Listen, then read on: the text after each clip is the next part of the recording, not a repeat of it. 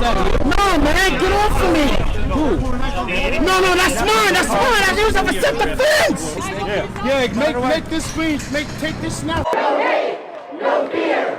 Immigrants are welcome here. Stand up, fight back. A sea of people gathered near Bryant Park on a rainy Saturday. This is what America looks like. Welcome back. Today's June 15, 2025. Yesterday, millions of people decided to turn out for the No Kings Day protest.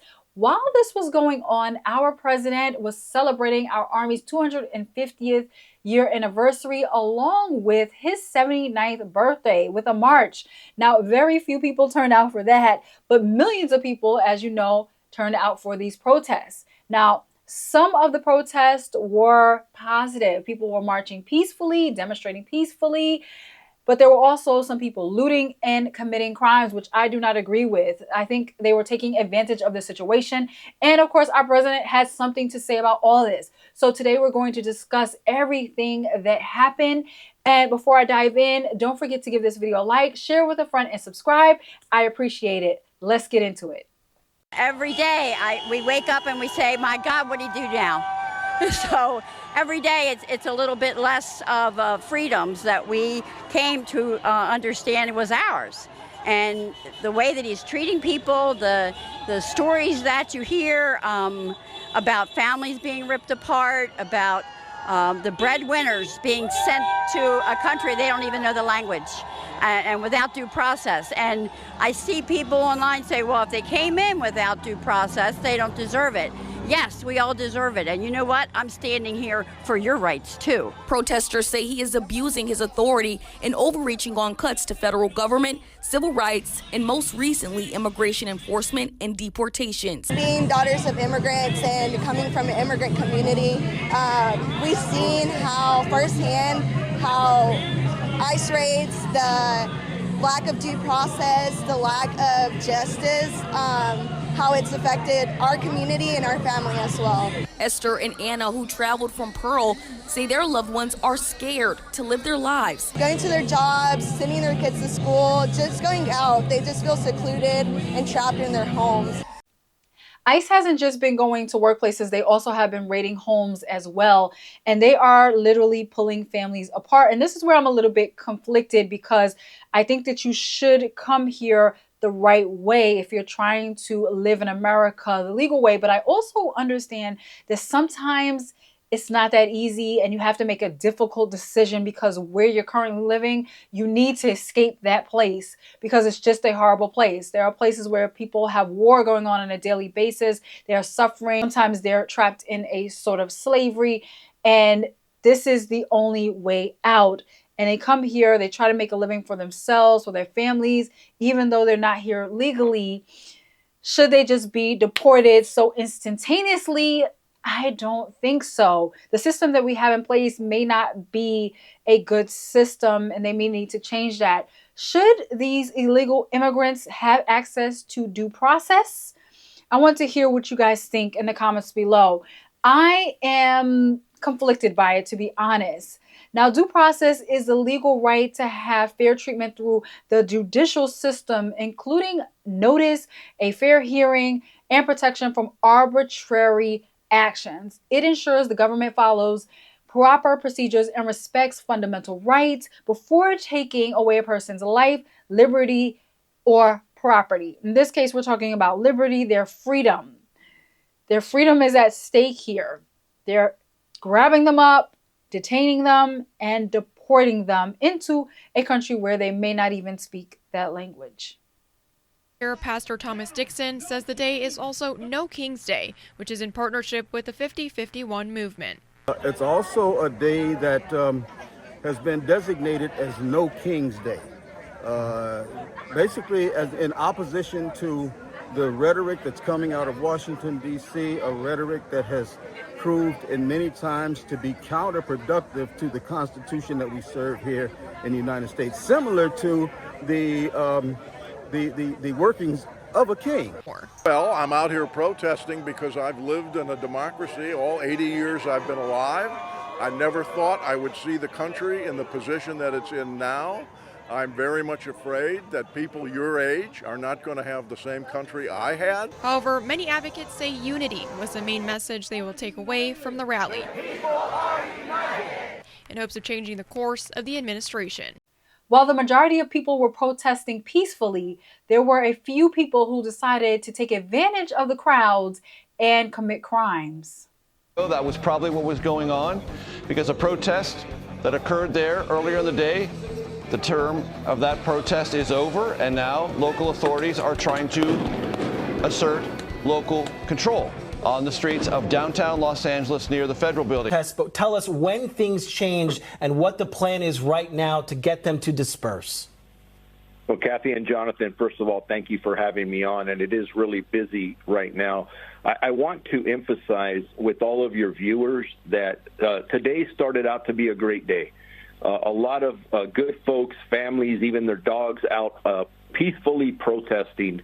And I heard one of the reporters say then something shifted. What shifted is that you started to have these agitators who came here with the purpose of creating chaos. And they started to attack police officers and deputy sheriffs. And my advice to everybody is, and I've said this all week, we will always be there to facilitate First Amendment protests and demonstrations. We encourage them. We think it's a great message. But at one point, you have individuals that come here and start attacking with bottles, rocks, throwing everything they can. I'm trying to figure out how many of my deputies have been injured. I have a report that one of our horses was injured. And you have people attacking horses. That's crazy. This is unacceptable. I even have a report of somebody who rode up on a motorcycle to throw some kind of gas at our deputy sheriffs. So what your viewers are seeing is when our deputies are responding with less lethal munitions, they are doing that because they are being attacked. Something else, for anybody who's out there, if an unlawful assembly is declared, that means you need to leave the area immediately. What you're seeing on video are individuals who are not only not leaving, they're actually moving towards the police officers with masks on. I don't think in police work we call that a clue, right? You got people running at you with masks, with rocks in their hand. Those are not peaceful protesters. Those are individuals that are creating chaos, and they're hurting people, and it's unacceptable. We have made several arrests. Arrests will continue. Most people were protesting peacefully, but when the protests were supposed to be over and the police told them that they had to leave, there were people that decided to stay. And then on top of it, they decided to throw bottles, rocks, and antagonize the police. How did they think that this was going to help the situation? The illegal immigrants, families, people that they want to help, they want to change the law, the government, that's not the way to go about it. They were unlawfully assembling. Usually if there's 3 people or more, they're rioting, they're committing some sort of crime, they're hurting somebody or someone or property at the same time, that's unlawful assembly. You can be arrested for that. They were not doing the right thing, and I can't agree with it, and I hope that you don't too. There's other ways to go about changing the law, changing our government.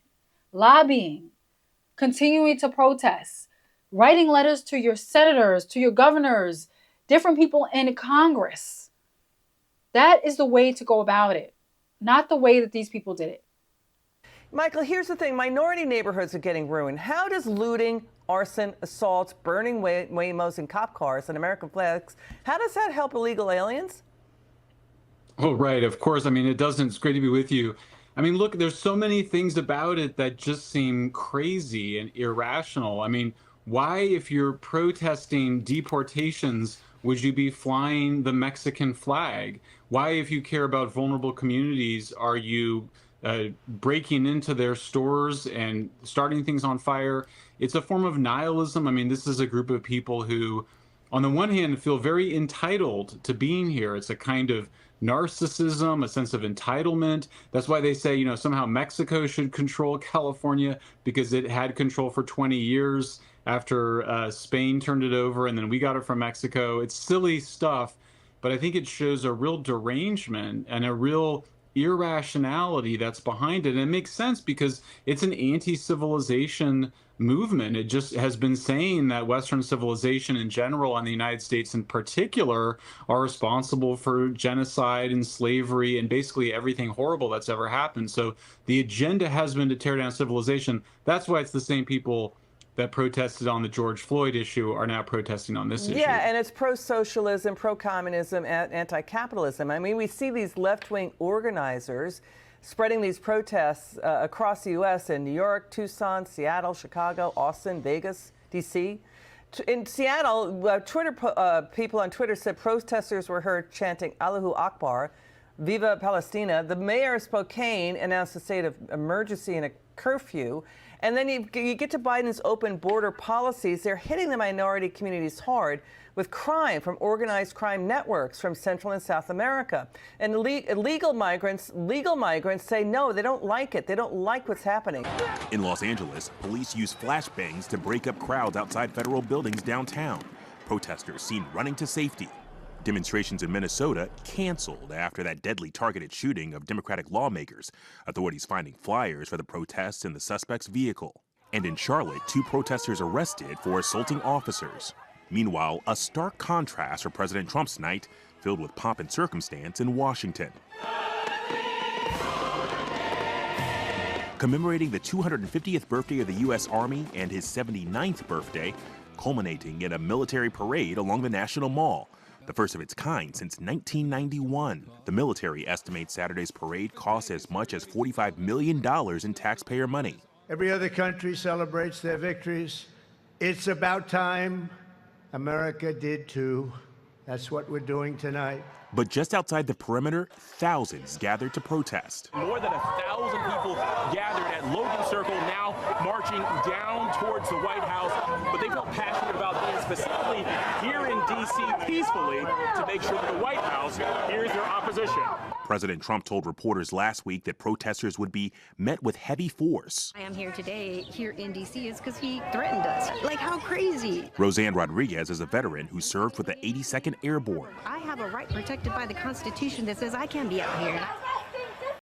That military parade cost us $45 million. $45 million of taxpayer money down the drain for just a couple of hours. That could have helped a lot of people.